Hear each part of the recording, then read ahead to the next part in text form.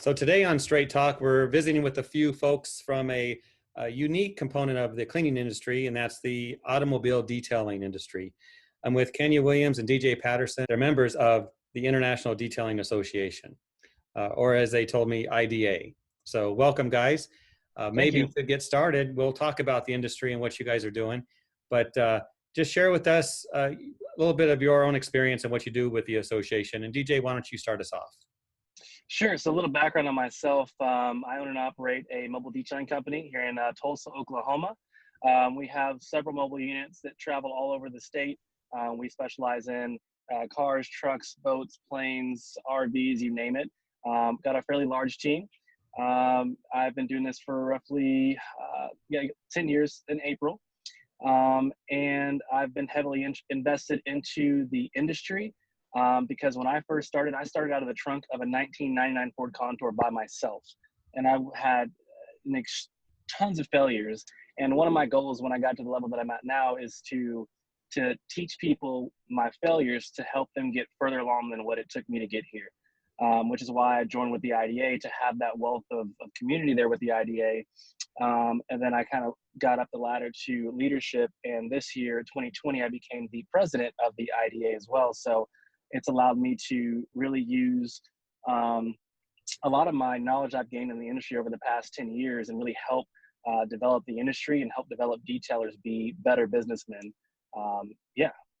So I don't know if we should say congratulations on your new appointment in the Well, IDA. Could be a right lot of now work. is a rule right now during a pandemic. Yeah, I was not expecting, if they would have said, hey, there'll be a pandemic in 2020, I would say, you know what, I'll see you in 21. So That's right. yeah. Well, that's interesting. We think of detailing for cars, but you mentioned all these other vehicles or Hmm. ways of getting around, airplanes. That's Yeah. interesting.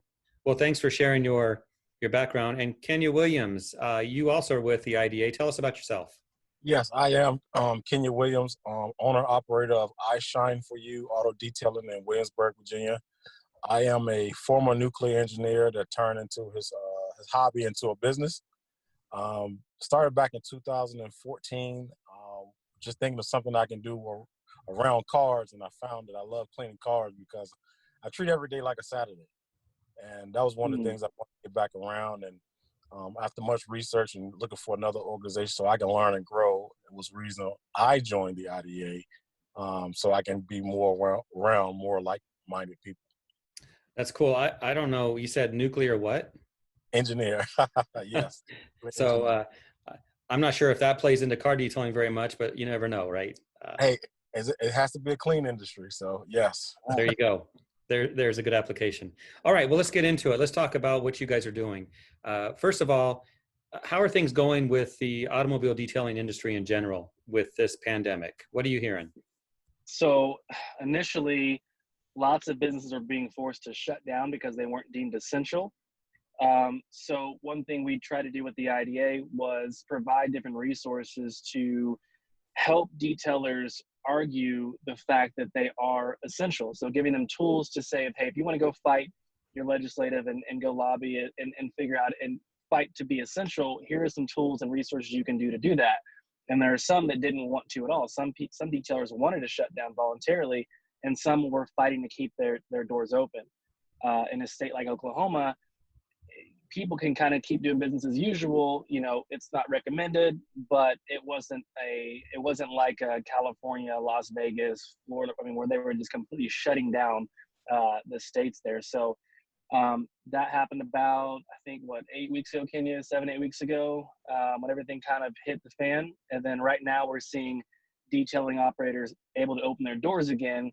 So right now we're all in the up and up phase where a lot of us detailers are opening their doors again. Now in the UK and in other countries, because our vice president is from the UK, they're still on full-blown shut lockdown. So they're not able to do anything at all. So in the States, what I'm hearing is that detailers are on the up and up now. We're back in business, things are flowing again, but in other countries, not so much. Yeah, the interesting here in Columbus, Ohio, the car washes stayed open. Oh, They, wow. Yeah. yeah, the Interesting. drive-through, the vacuums. I'm not sure about the detail shops, Yeah, but probably not. yeah. Yeah, that's great. Yeah, that's awesome. And you mentioned your VPs in The UK. UK, so Yeah. international detailing. Yeah. How many members do you guys have?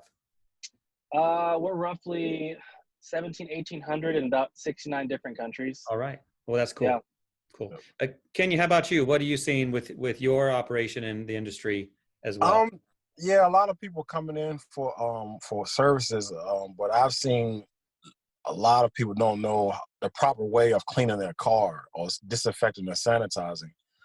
And I've personally done more extensive research, like contacting the ISSA and the 2CRC to kind of get more of information that I can obtain to offer my clients.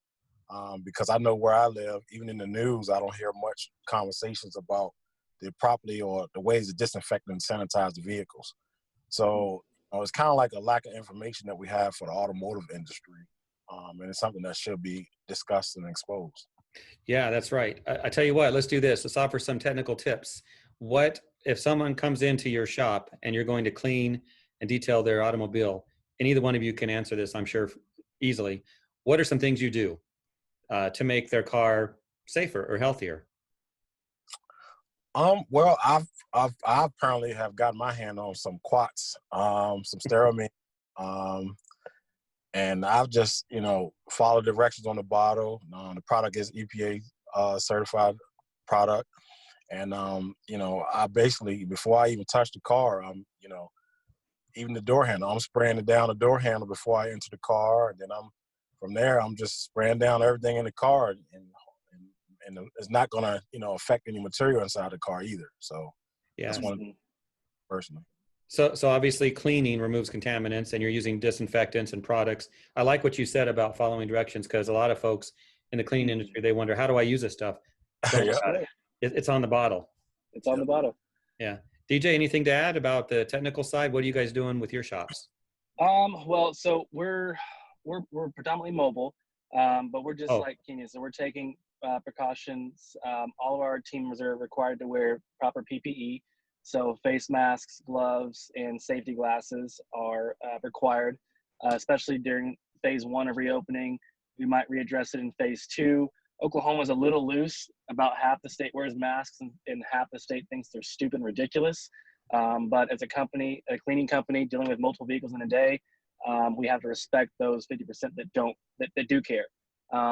So our team members are spraying down the interiors of the vehicles and all the touch areas with disinfectants. Just like Kenya said, we're EPA rated products, so they do that as a safety measure, and then we proceed with the detail as usual. We do have different protocols in place where during this time, we send out a lot of automated text and email confirmations to our clients when they book, and there's an option for them to choose to have a no contact appointment. So if they choose that, there's a whole different series of things that our team members do to ensure there's no contact with that client whatsoever. So we're doing that for, I don't know how long we'll keep that on for, but we just opened our doors back. We hired everyone back last Monday. So that's a week from yesterday. We just now got everyone back and going full speed ahead. So we kind of missed that gray area of right dead in that coronavirus hit. We didn't have to work through that. So now we're kind of on the tail end in Oklahoma, so we can be a little bit more, not laxed, but we don't have to be as, on our game than we would if we were detailing in that 7-8 week period. Yeah, I like that mobile aspect of your business. And maybe, Kenya, you do that too. I'm not sure if you have a shop. Yeah, yes, I do. I do the same. I do mobile. Okay. And Yeah. I like that. We used to have a mobile detailer come to our house, and he did a fantastic job. And then he did something different, so we lost him. Oh, So no. do you guys come to Columbus, Ohio? No. No. Been there once. Well, I will say this. I am I'm a car clean person. When I pull in our garage, I vacuum it real quick if we've used it. If there's anything in there. So, I mean, it takes 1 minute. Hand vac out there just quickly. I understand.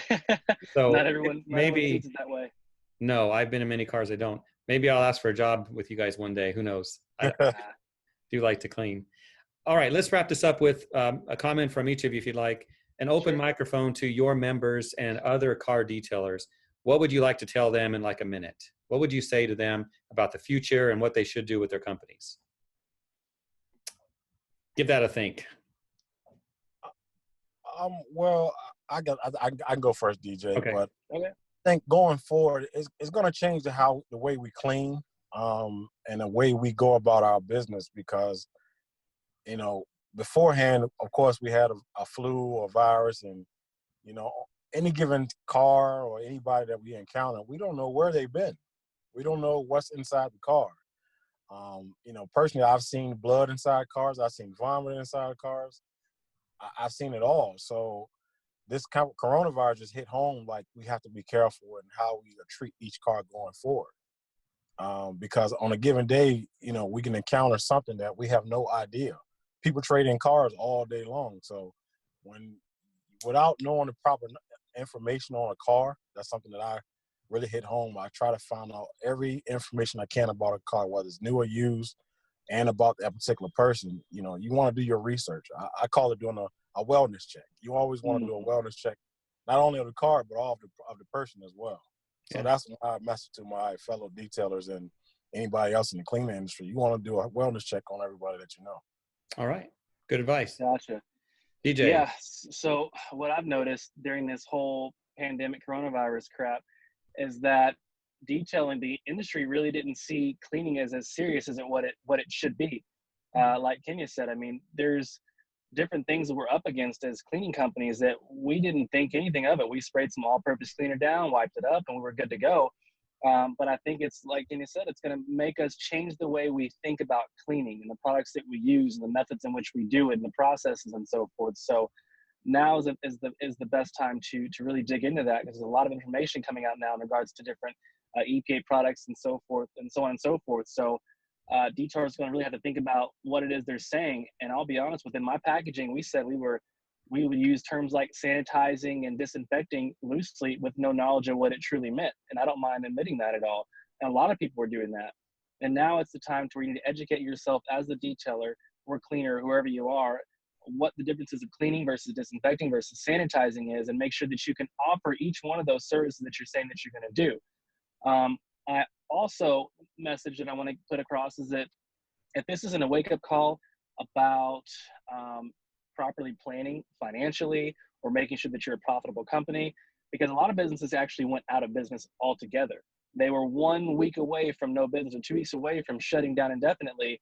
And when you're deemed non-essential and you have to shut down and you can't survive for 7-8 weeks, that makes a lot of detailers understand, okay, where should I be spending my money? There's a lot of detailers in the industry that are just one-man shows that they make a lot of money, but they spend it too. You got to prepare for the worst, and the worst really did just happen. I've never experienced anything like this my entire life, and I don't think any of us have at this level.